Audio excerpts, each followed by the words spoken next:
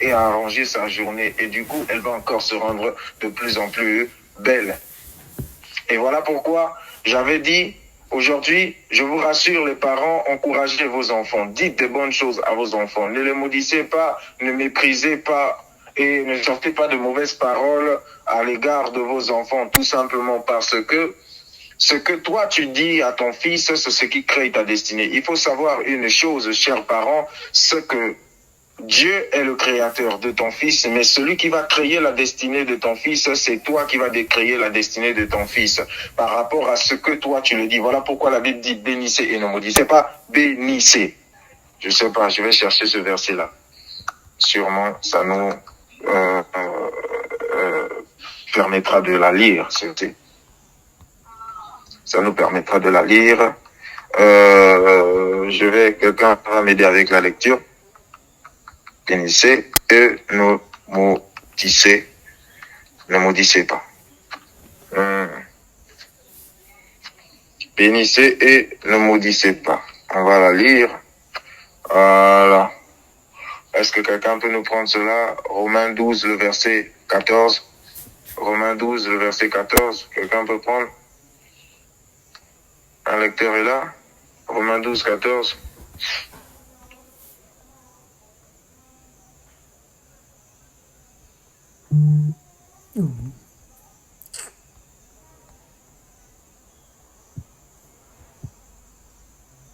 Romains 12, verset 14.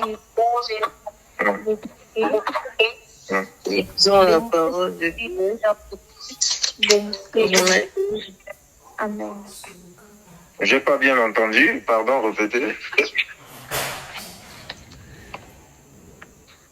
Il est écrit, bénissez ceux qui vous persécutent, bénissez et ne maudissez pas. Bénissez ceux qui vous persécutent, bénissez et ne maudissez pas. Ce que veut dire quoi? Lorsque je bénis mon fils, je crée sa destinée. Lorsque je suis en train de bénir ma femme, je crée de l'assurance.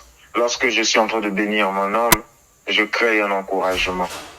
Voilà pourquoi, chères femmes, chers maris, bénissez et ne maudissez pas. Chers parents, bénissez et ne maudissez pas. Je vous rassure, montrez-moi un enfant plein d'assurance, je vous montrerai un père et une mère qui ont fait quoi? Qui ont fait de lui un champion avec des bonnes paroles, des bénédictions, de bénédictions, de bénédictions, de bénédictions. Est-ce que les parents, j'ai menti?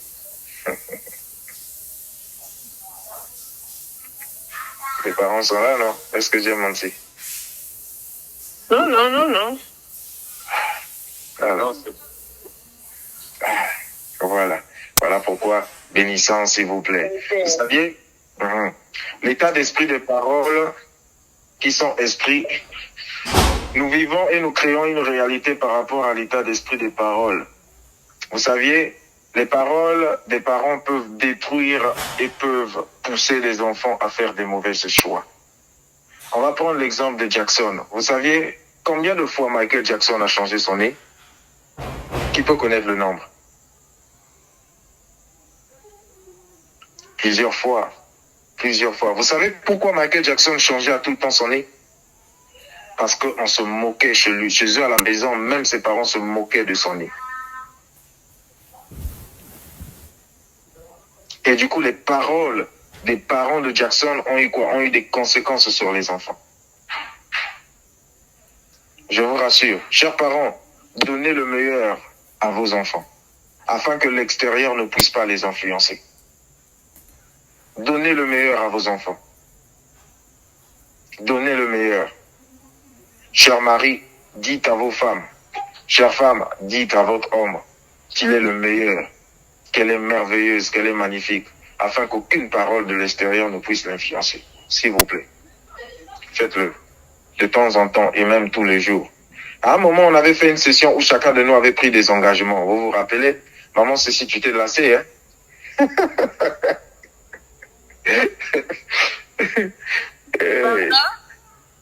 À un moment, on avait fait une session où chacun de nous avait pris des engagements. C'est vrai, c'est vrai. Tu t'es lassé, hein?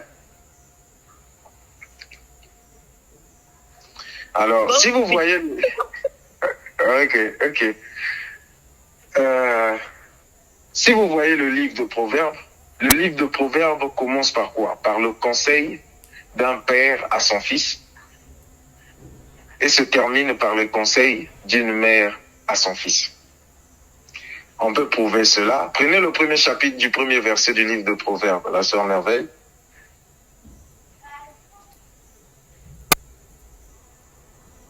Proverbe.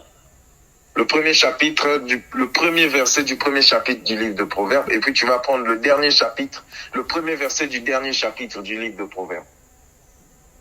Proverbe 1:1. Oui, Proverbe 1:1. Il est écrit, Proverbe de Salomon, fils de David, roi d'Israël. Et là, merci, juste là. Là, nous voyons qui? C'est un père qui parle à son fils. Et puis, le dernier chapitre, le premier verset.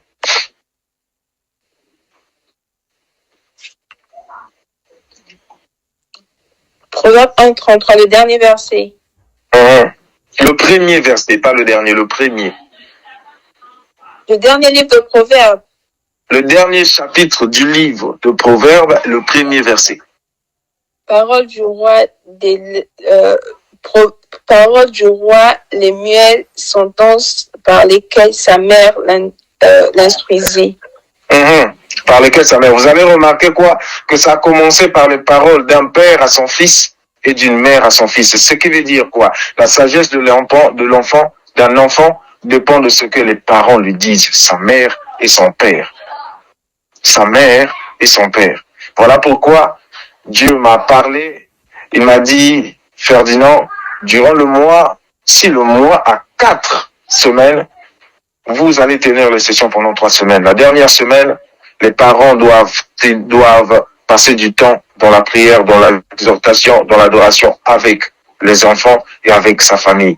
Donc du coup, désormais, on aura dans le mois une semaine neutre, une semaine libre où nous allons peut-être nous informer sur les activités des autres, mais pas de session. Chacun va prendre du temps. Si tu es célibataire, dors tôt, au milieu de la nuit, parle à ton Dieu.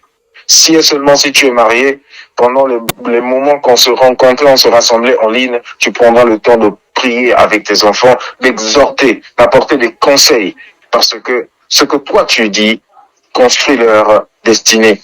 Ce que toi tu déclares, ta bénédiction est en train de faire quoi? Est en train de bâtir et de construire la réalité que eux, ils vont faire quoi? Ils vont vivre.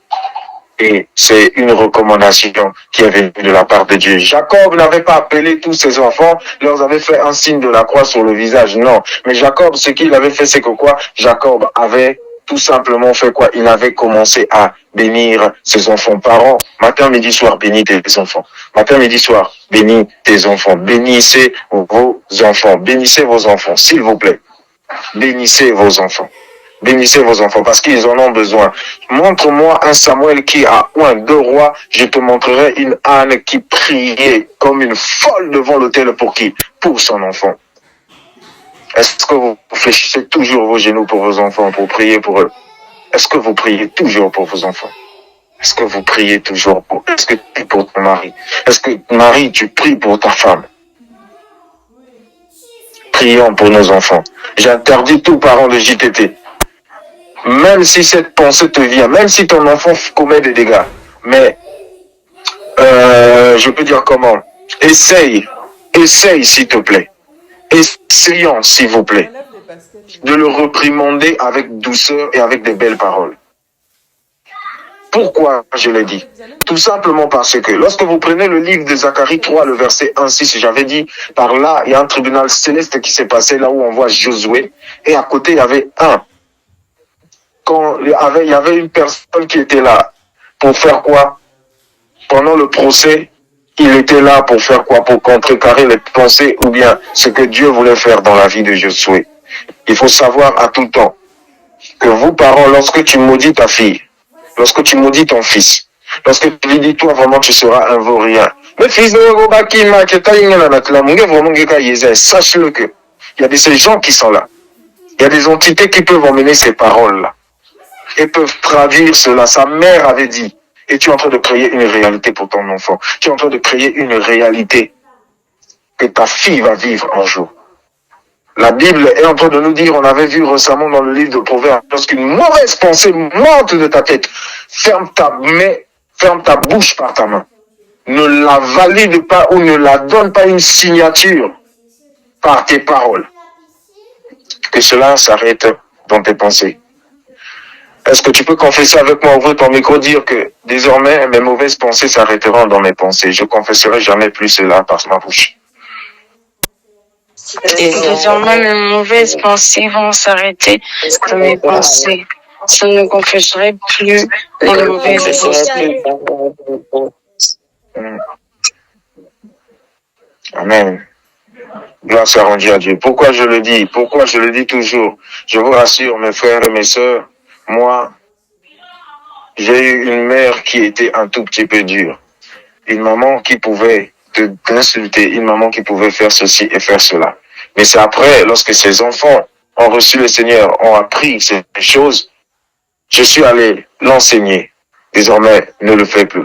Pourquoi? Parce que ça va arriver à un moment, les enfants de Ferdinand viendront passer les vacances chez moi et j'accepterai jamais que tu puisses maudire mes enfants pendant que moi-même je les bénis. J'accepterai jamais que tu puisses insulter maman, mes enfants pendant que moi-même je ne les insulte pas. Pourquoi? Parce que je sais la puissance des paroles. Et du coup, lorsque je l'ai enseigné, et bel et bien après, j'ai fléchi mes genoux devant ma mère. Je lui ai dit, bénis-moi maintenant. Bénis-moi maintenant. Efface toutes les mauvaises paroles.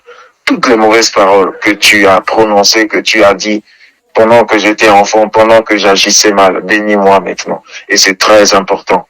Vous, dont les parents sont encore en vie, recherchez la bénédiction de vos parents par les bons actes. À un certain moment, fais du bien à tes parents. Envoie de l'argent. Achète, même si papa en a assez. Fais un geste pour rechercher à ce que ta mère puisse dire quelque chose de bien sur ta vie à tout prix, s'il te plaît. À tout prix, s'il te plaît. Pourquoi? Parce que les parents sont nos dieux sur cette terre. Je vous rassure. Je vous rassure. La prophétie, c'est pas seulement lorsque Dieu dit, mais la prophétie, c'est aussi lorsque l'homme parle. L'homme peut prophétiser sur toi, l'homme peut te bénir. Tout simplement pourquoi? Parce que l'homme a une autorité. Les parents ont une autorité sur nous. Recherche toujours la bénédiction venant de la bouche de ta mère, venant de la bouche de ton père. Toi, enfant, recherche toujours la bénédiction venant de la bouche de tes parents. Toi, qui as un père de la foi, recherche toujours la bénédiction venant de la bouche du père, de ton père. Toujours cela. Recherche toujours cela. Par des actions, par des gestes. Et même par l'amour. Combien, depuis quand que tu as dit à ton père de la foi, papa, j'aime ton œuvre, j'aime ce que tu fais et je t'aime énormément. Depuis quand toi, enfant, tu as dit à tes parents, papa, je t'aime, maman, tu sais que je t'aime énormément. Depuis quand que elle a écouté ce je t'aime? Depuis quand toi, époux, toi, depuis quand toi, femme, tu as dit à ton époux, j'apprécie tous les efforts que toi tu fournis pour nous. J'apprécie tout ce que tu fais et je t'aime énormément. Je t'aime pour ce que tu es. Je t'aime parce que tu as un dévouement. Tu as un dévouement pour nous. Tu as un dévouement pour tes enfants. J'apprécie cela. Depuis qu'on homme, tu as dit à ta femme, j'apprécie énormément la façon dont tu te comportes, la façon dont tu prends soin des enfants et tu prends soin de moi. Depuis quand tu l'as dit, je t'aime? Depuis quand? Depuis quand tu passes à côté de bonnes choses? Et gloire à Dieu, gloire à Dieu. Est-ce qu'on peut confesser cela? Désormais, je dirais je t'aime aux personnes qui me sont très chères. Confesse cela, ouvre ton micro. Désormais, je dirais je t'aime aux personnes qui me sont très chères. Yes. Oh, confesse cela. Désolé, personne qui me sont très chères. Merci. Merci. Gloire soit rendue à Dieu. Gloire soit rendue à Dieu. Alors, seconde 2, ok. On va prendre... J'aimerais que chacun ait sa Bible, puisse lire. C'est quelque chose de très merveilleux que nous allons lire ici. Jacques 3, le verset 2. On va lire ça progressivement. 2 jusqu'à 12. Mais progressivement. Jacques 3, le verset 2. La sœur Merveille est là.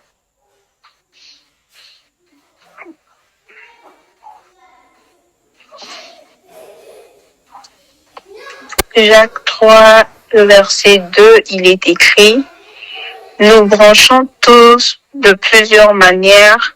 Si quelqu'un ne branche point en parole d'un homme parfait capable de tenir tout son corps en bride.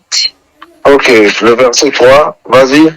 Si nous mettons le mort dans la bouche des chevaux pour qu'ils nous obéissent, nous dirigeons aussi leur corps tout entier. Ah bon, arrête-toi d'abord là. Le verset, toi, on s'est arrêté. Ok. La partie qui m'intéresse, c'est que quoi? C'est que la Bible est en train de nous dire, si nous mettons le mort dans la bouche des chevaux, nous dirigeons aussi tout leur corps entier. Je vais vous expliquer ici. C'est quoi le mort? Qui peut m'expliquer c'est quoi le mort? Qu'est-ce que c'est le mort? Quelqu'un peut me dire? Le mort, c'est le fer là qu'on met dans la bouche du cheval pour pouvoir le guider, non? Exactement. C'est exactement ça. Le mort, c'est ce que on met, le fer là qu'on met dans la bouche du cheval. On utilise ça souvent aussi pour les chats, je crois, si je ne me trompe pas. Lorsque tu veux te balader avec ton chat, on met ça souvent sur la bouche. Mais pour les chats, ça sert, oui, je peux dire comment lorsque tu sais que ton chien est agressif. Pour éviter les dégâts en route, tu lui mets le mort. Et le mort, on utilise souvent pour les chevaux. Lorsqu'on met ça dans la bouche des chevaux, c'est pour que le cheval puisse quoi? C'est pour l'orienter. C'est par là que lorsqu'on place le mort, il y a deux fils qui passent. Et parmi les deux fils, ce sont les deux fils qui soutiennent même la partie où on pose les pieds. Et hormis cela, ce sont les deux fils aussi que celui qui monte, on dirige le cheval avec. Donc, ce qui veut dire quoi? Par là, vous allez comprendre une chose, c'est que quoi? Vous allez comprendre que pour diriger le cheval, la direction, pour donner direction au cheval, ça passe pas par son ventre ni par sa queue, mais ça passe par sa bouche. Ce qui veut aussi dire, la Bible veut nous enseigner ici que quoi? C'est que par ta bouche, tu peux donner une direction à ta vie. Par ta bouche, tu peux donner une réalité à ta vie. Par ta bouche, tu peux donner une direction à la vie de tes enfants. Et voilà pourquoi j'ai dit aux parents, j'ai dit à toi-même, il faut savoir que Dieu a créé le monde par la parole. Et ce qui veut dire que toi aussi, tu as la capacité de créer ton monde par quoi? Par ta parole. Une personne qui confesse le mal vivra forcément le mal. Une personne qui ne sait pas dire du bien, qui ne sait pas parler du bien de sa famille, je vous assure qu'on ne te comprendra jamais, on va jamais aussi qu'accepter, tu ne changeras jamais aucune réalité dans ta famille. Pourquoi? Parce que tout ce qui sort comme confession de ta famille, famille à Imbi, famille à Basonga, famille à Maké, famille à Bandoki et tout consort, plus tu confesses ce qui est mal, plus c'est le mal qui va continuer à régner. Plus tu confesses ce qui est bien, plus c'est le bien qui va continuer à régner. Lorsque tu commences à confesser le mal sur la vie de ton mari, je suis en train de te suspecter, je suis en train de faire ceci, Bakala Imbi, comme ceci, comme cela, sache-le que c'est toi-même qui est en train de faire quoi? Tu es en train d'empoisonner quoi? Tu es en train d'empoisonner ton foyer. Mais plus tu parles du bien, la Bible est en train de le dire, maudit, bénissez et ne maudissez pas. Plus tu bénis, plus tu dis ce qui est bien, c'est cette atmosphère que tu vas créer dans ta maison. Les femmes, vous avez créé deux fois des atmosphères d'insécurité, de chamaillerie, d'incompréhension par vos paroles. Plus jamais. Plus jamais. Plus jamais. Et par là, on va lire la suite, le verset 4. Vas-y, verset 4. Verset 4. Voici même les navires qui sont si grands et que poussent des vents impétueux sont dirigés par un très petit gouvernail au gré du pilote. Au gré du pilote. Alors, je suis en train d'expliquer ici. Le gouvernail, c'est quoi? Qui connaît le gouvernail? Ah, moi, je vous rassure. Bon, ça, est-ce qu'on va appeler ça bateau? Le canot rapide, c'est un bateau quand même? On peut appeler ça bateau? Est-ce que le canot rapide, c'est un bateau? Le quoi? Le canot rapide du beach, là. C'est un bateau ou c'est une pirogue? Ah, on connaît pas les noms, hein, parce que pirogue, c'est pas ça. Bateau aussi, c'est pas comme ça. Hein. C'est un autre nom. C'est un autre nom. Le gouvernail. Non, je demande, est-ce qu'il y a quelqu'un qui est déjà monté dans un bateau? Est-ce qu'on va qu'à placer le canot rapide dans le rang bateau? Pardon? Moi, déjà, le canot rapide, c'est un canot rapide. Il n'est pas un bateau. Un bateau, c'est autrement. Parce que avec le canot bateau. Ok, merci Mais infiniment. le bateau, il est vaste. Apparemment, quand on monte de l'eau, je ne sais même pas comment expliquer ça. Merci. Alors, c'est quoi le gouvernail? Maman Sissi devait intervenir ou le frère Trésor qui vont nous expliquer. En fait, le gouvernail, c'est... Ah, bon, Allez-y. Le gouvernail, c'est? Oui, le gouvernail, c'est un petit truc qui se trouve dans un bateau qui empêche à ce que le bateau rencontre une tempête. C'est ça, hein? Ça empêche le bateau à aller dans la tempête. Le gouvernail, c'est la partie du derrière, là. C'est un petit truc en forme de, je sais pas si c'est V ou bien un truc comme ça. Ça dirige le bateau de gauche à droite. Ok. Voilà, ma bébé. Ça, c'est bien. Ok, merci. Alors, je crois que je vais télécharger ça sur Google. Oui, je vais télécharger. Est-ce que ça permet? Comme ça, je vais mettre ça dans le groupe, hein. Tout le monde va voir quand même le gouvernail. Je suis en train de croire que JTT va acheter des bateaux et que nous allons voyager. Voilà, j'ai mis le gouvernail. Est-ce que tout le monde a vu? Je viens d'envoyer le gouvernail dans le groupe. Le petit guidon là. Vous avez vu? C'est bon? Tout le monde a vu le gouvernail?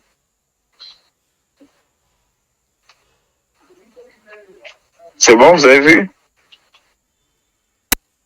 Maman Cécile, papa Midi, c'est comme un guidon. Voilà. Ok. Alors, c'est quoi le gouvernail? Le gouvernail est je peux dire comment, ce petit guidon-là, qui dirige le bateau. Et ici, la Bible est en train de dire quoi? La Bible est en train de nous dire dans le verset 4, voici même les navires qui sont grands et qui poussent des vents impétueux sont dirigés par un petit gouvernail. Ce qui veut dire quoi? Le vent arrivera. Tu n'empêcheras jamais au vent de faire quoi? D'arriver aussi longtemps que tu es sur l'océan, toi bateau. Aussi longtemps que tu es sur l'océan, tu n'empêcheras pas la tempête. Tu n'empêcheras pas au sport de souffler. Mais il faut savoir que le vent peut arriver. Et que le vent peut arriver, les tempêtes peuvent arriver. Tu ne prendras jamais la direction du vent, ce qui permettra que tu puisses jamais prendre la direction du vent ou te laisser conduire par la direction que, je peux dire comment souffle la tempête, c'est le gouvernail. Si le bateau garde toujours sa direction et arrive à sa destination, c'est à cause de ce petit truc. La Bible dit, ce petit gouvernail. Vous voyez comment c'est petit, le bateau est grand, mais je peux dire comment, c'est incompréhensible de croire que c'est ce petit truc-là qui donne la direction, qui dirige. Celui qui emmène le bateau, si le bateau va à la gauche, si le bateau va à la droite. Ce qui veut dire, la Bible nous a parlé de ce verset, c'est pour te faire savoir quoi? C'est pour te faire savoir que toi, Sylviane, c'est pour te faire savoir que toi, Annie, il faut savoir que dans le bateau de ta vie, ce qui donne de la direction à ta vie, c'est la bouche, la langue. C'est ce petit membre-là. C'est pas grand, hein. C'est petit seulement. Mais la bouche a la capacité de donner une direction à ta vie. Les problèmes vont arriver. Les situations, les épreuves, les combats, tout ça, les incompréhensions vont arriver. Dans le foyer ou bien dans les fiançailles. Tout ce qui est de mal pourront être soufflés. Mais aussi longtemps que le gouvernail qui est ta langue, ta bouche, ne va pas ou ne confesse pas la réalité de ce qui est en train d'arriver, de ce que tu vis dans le foyer. Sache-le que tu n'iras pas à la direction des tempêtes ou des vents ou des problèmes. Aussi longtemps que les problèmes arrivent et que le gouvernail qui est ma langue, ma bouche, emmène toujours, confesse toujours la vérité qui est la parole de Dieu. Aussi, la maladie peut être soufflée. Mais aussi longtemps que ce petit membre-là dit que la vérité de la parole de Dieu est en train de me dire que le faible puisse dire que je suis fort, le malade, je suis guéri, c'est que je confesserai. Une fois que je confesse la guérison, même si la tempête de la maladie soufflait, ma vie se dirigera et s'orientera vers la guérison. Et voilà pourquoi la Bible dit, fais très attention avec ta langue, parce que le mal et le bien sont au pouvoir de la langue. Celui qui en aime en mangera le fruit. Lorsque tu confesses quelque chose, il faut être prêt à subir les conséquences. Lorsque une femme dit à tout temps, mais vanara na di kwele sans place à quoi nous peut élever. Mais si moi place à quoi van kaka, il est en somme que sache-le que tu es en train de donner une direction à ton foyer. La famille, est-ce que va que là? Si quoi quiz même. Depuis la maman, on va écouter la laver tout comme ça. On va n'arrêter. Dis kaka, on va n'arrêter. Jean quiz, mais tu donnes une direction à ta vie. Tu donnes une direction à ta vie. Toi, lorsque femme, tu te lèves, le mari parle A, tu es déjà Z. Le mari parle que si, tu es déjà comme ceci, tu es déjà comme cela. Il faut savoir que lorsque tu confesses, bientôt, kaka, après tout, on a supporté comme on dit à Vingi. Bientôt, mon kaka, tu donnes une direction à ta vie. Veille sur ta langue. Veille sur ta bouche. Veille sur ta langue. Que ton gouvernail, il faut savoir une chose. La Bible est en train de nous dire que c'est de la confession du cœur, de la bouche qu'on parvient au salut.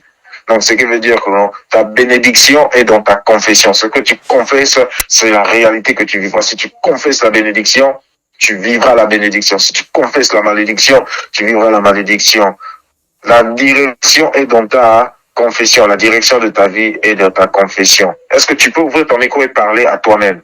Toi, Ferdinand, la direction de ta vie est dans ta confession. Confesse les bonnes choses. Ouvre ton micro, parle à toi-même. Vas-y, fais cet exercice. Fais cet exercice. Ouvre ton micro, parle à toi-même. Toi, Ferdinand, la direction de ta vie est dans ta confession. Confesse les bonnes choses. Amen. C'est ce que tu dois faire. C'est ce que nous devons faire. Et par là, nous allons lire le dernier verset, parce que on est presque à la fin, nous allons un peu déclarer et puis finir. La sœur Merveille va nous prendre le dernier verset, on va rapidement sauter au dernier verset 10, le verset 10. Jacques 3, le verset 10, le dernier. Il est écrit, de la même bouche sortent la bénédiction et la malédiction. Il ne faut pas, mes frères, qu'il en soit ainsi.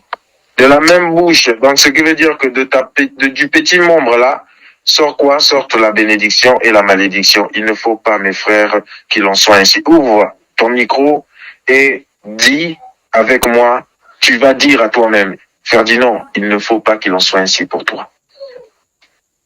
Dis-le. José, il ne faut pas qu'il en soit ainsi pour Oh, les autres n'ont pas ouvert leur micro. Ouvrez le micro qu'on faisait. Il ne faut pas qu'il en soit ainsi pour toi. Chacun va ouvrir son micro. Dis, prononce ton prénom. Sylviane, il ne faut pas qu'il en soit ainsi pour toi. Trésor, il ne faut pas qu'il en soit ainsi pour toi. Sibelle, il ne faut pas qu'il en soit ainsi pour toi. Ouvre ton micro et confesse. Aris, il ne faut pas qu'il en soit ainsi pour toi. Amen.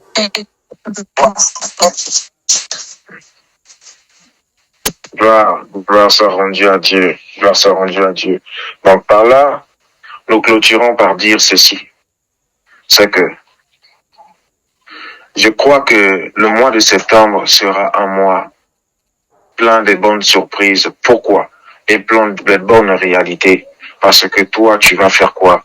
Tu as appris ce qui peut créer le bonheur et ce qui peut créer le malheur. Contrôle ta bouche. Contrôle ton langage. Que personne ne te pousse à confesser ce que tu ne veux pas confesser.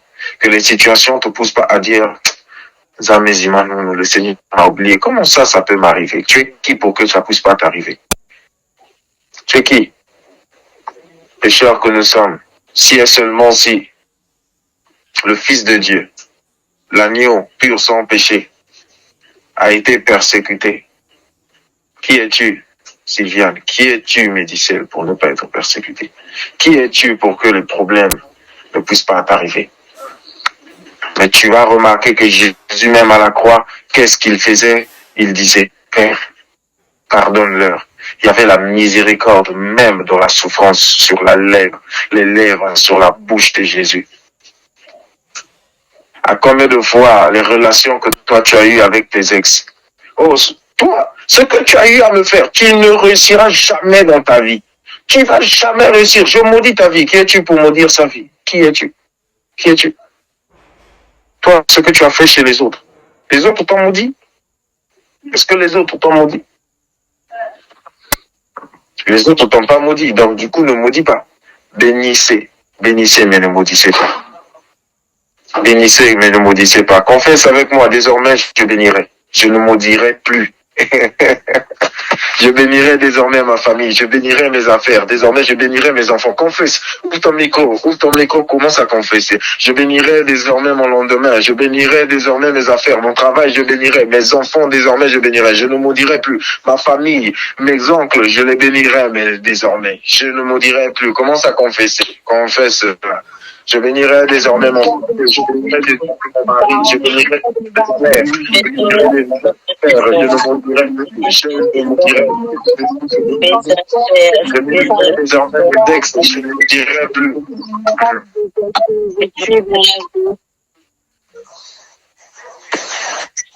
Amen. Ma vie, amen. Ne maudis plus, plus jamais, plus jamais. J'étais en train de dire le matin, merci, j'étais en train de dire le matin à maman Sissi, on doit nous prêcher cela. Yes, on doit nous prêcher cela dans les églises. À un certain moment, arrêtons de responsabiliser, d'accuser les sorciers ou les liens de famille ainsi que les hôtels. Chacun de nous est le responsable de ce qu'il arrive, de ce qu'il vit. Chacun de nous est le responsable. Si tu veux pas, alors confesse. Si tu veux vivre cela, confesse aussi. Il y a plus d'efforts. Il y a plus d'efforts à ne pas réussir qu'à réussir, mes frères et mes sœurs. À un certain moment, sortant de cet évangile, on a brisé les autels, nous avons coupé les liens, on a chassé les démons, c'est bon. Mais après, quelles sont les actions que tu fais tous les jours? Quelles sont tes habitudes de tous les jours? Tu t'attends à quel résultat? Avec quelle habitude? Avec quelle action? Avec quel genre de parole? Avec quel genre de parole? Désolé, je suis un peu agressif ce soir. C'est la parole de Dieu, Sorry. Ok. Bénissez et ne maudissez pas, s'il vous plaît. Changez vos habitudes aussi. Je vous en prie. Changez vos habitudes aussi. Changeons nos actions. Si tu veux que ton compte en banque puisse changer, le changement de ton compte en banque est tout simplement quoi? A pour conséquence la répétition de ce que tu fais tous les jours. Celui qui apprend une discipline tous les jours deviendra meilleur et performant sur cette discipline. Ne te vois jamais autosuffisant. Confesse, déclare, confesse, déclare, confesse, déclare. Bénissez, maudissez pas, bénissez, ne maudissez pas, bénissez, ne maudissez pas. Qu'il sorte toujours de votre bouche ce qui est bon, ce qui est agréable, ce qui est louable, ce qui est merveilleux. Qu'il sorte toujours de votre bouche ce qui est bon. J'avais dit, ayez ce devoir-là chaque matin. Bénissez votre journée, bénissez vous-même. Moi, je le fais lorsque je me réveille. Lorsque je me réveille le matin, à mon réveil, je bénis ma vie. Je n'ai pas besoin d'un prophète qui puisse quitter à gauche ou à droite. Parent, tu es le prophète de la vie de tes enfants. Moi-même, je suis mon propre prophète. Lorsque je me réveille, je me bénis. Que tu le veuilles ou pas, je me bénis. Lorsque j'ouvre la porte de ma maison, je dis cela. Un vent de paix. Lorsque je suis en train d'ouvrir, qu'un vent de paix s'installe, un vent de stabilité, un vent d'élévation, de gloire, de croissance. Je bénis ma maison, je bénis tout ce qui se trouve dans la maison, je bénis mes activités, je bénis ma vie. J'attends pas qu'un prophète puisse le faire, j'attends pas un séminaire pour le faire, j'attends pas une nuit de prière, j'attends pas un homme de Dieu pour venir le faire à ma place. Je suis le prophète de ma vie. Est-ce que tu peux confesser avec toi? Je suis le prophète de ma vie. Dis-le, dis-le, dis-le. Dis-le, je suis le prophète de ma vie. Oui, tu es le prophète. Je suis la prophétesse de ma vie. Dis-le, amen. Yes, yes. De ma vie. Amen. Amen. Gloire à Dieu. Tu n'as pas besoin de voir des prophéties qu'on puisse venir te dire, on est allé tout concernant. Ton monde, c'est toi-même qui le crée par tes paroles. Les prophéties, c'est toi-même qui le crée par tes confessions. S'il vous plaît. s'il vous plaît.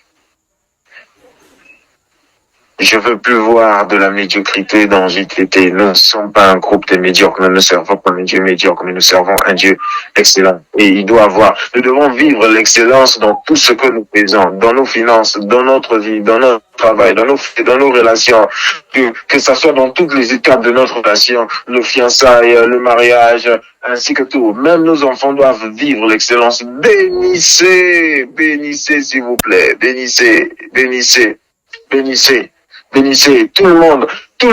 Si je le prêche, si je le dis, c'est parce que tout le monde doit être capable. Lorsqu'on va faire un appel de fonds, tout le monde doit être capable. Tout le monde doit être capable. Si on se dit que non, on fera un voyage je peux dire comment, à Brazzaville, on va pas être là à aller louer les voitures. Chacun de nous doit rouler dans une voiture parce que c'est pas un luxe. Cela nous a été donné. Chacun de nous doit acheter une voiture. Chacun de nous doit acheter une voiture. Il y aura pas de divorcés à JTT.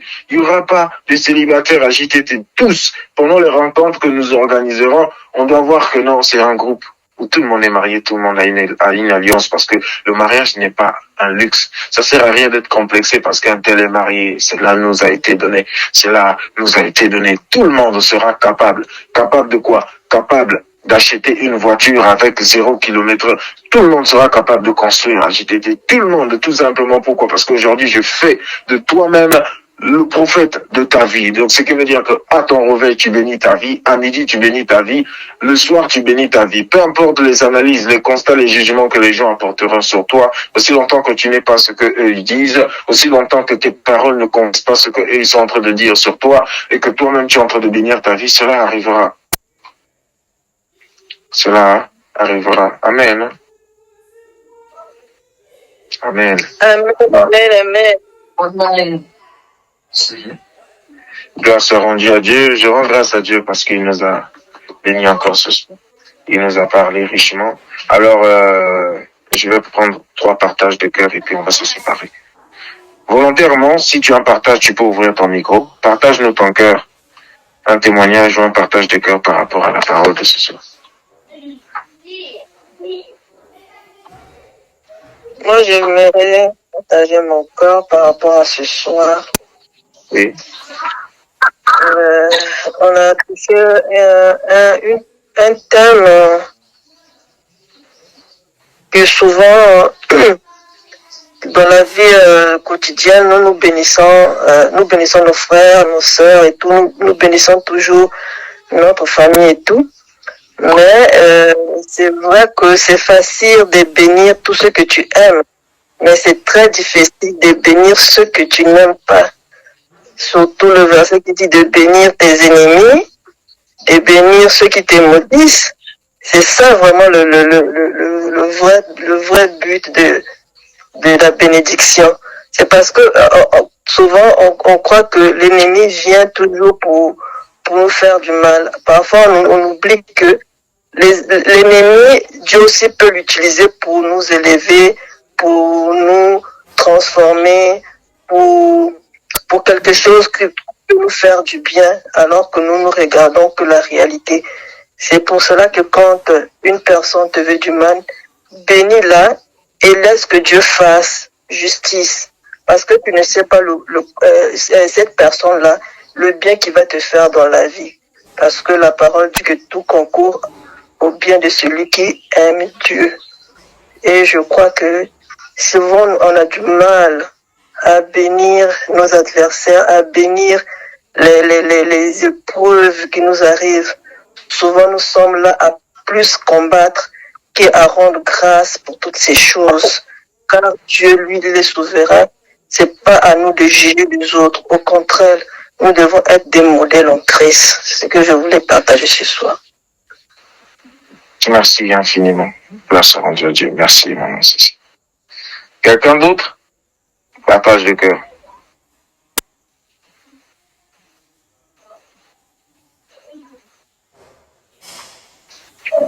Qui veut nous partager son cœur encore ce soir? Maman Déborah, maman José, la sœur Laura, la sœur Merveille, le frère Trésor, le frère Shadrach. Une dernière personne pour nous partager son cœur. Quand personne ne veut Je peux continuer à parler. Hein. La femme aura ouvert son micro. Oui, vas-y, Laura. Au fait, moi, le problème est que chez nous, il n'y a personne qui a des bonnes paroles. Bizarrement, chez nous, je sais pas comment dire, hein, mais que ce soit papa, maman, moi, je bénis le Seigneur malgré que papa continue avec cette gratuite-là de mal parler aux enfants. À tout moment qu'il parle mal, bizarrement, c'est comme si ça me revoltait. Directement, je viens contredire ce qu'il parle. Genre, je contredis au fait la chose qu'il est en train de dire. Parfois, il a ceux qui l'envoient. Quand on a voyé, parfois, moi, je dis carrément, non, c'est pas envoyé, ça, c'est un serviteur de Dieu. Malgré qu'elle me regarde bizarrement, et ma maman a compris, elle est entrée dans le rythme. Donc, quand vous avez aussi parlé de la puissance des pensées, de la parole, sûrement compris pourquoi est-ce que le Seigneur, à tout moment, lorsque mon père parlait mal de mes petits frères, bien de moi-même, je contradisais au fait de ses dires. D'accord. Merci que tu aies compris cela. Ton père a besoin que tu puisses l'enseigner cela aussi. Hein? Lorsque tu auras le temps, trouve du temps, enseigne cela. Dis, papa, assieds-toi un peu, je vais t'apprendre quelque chose. Je sais que chez ta fille, je t'aime énormément. Voilà, regarde. Tu vois ce que tu fais, ce que tu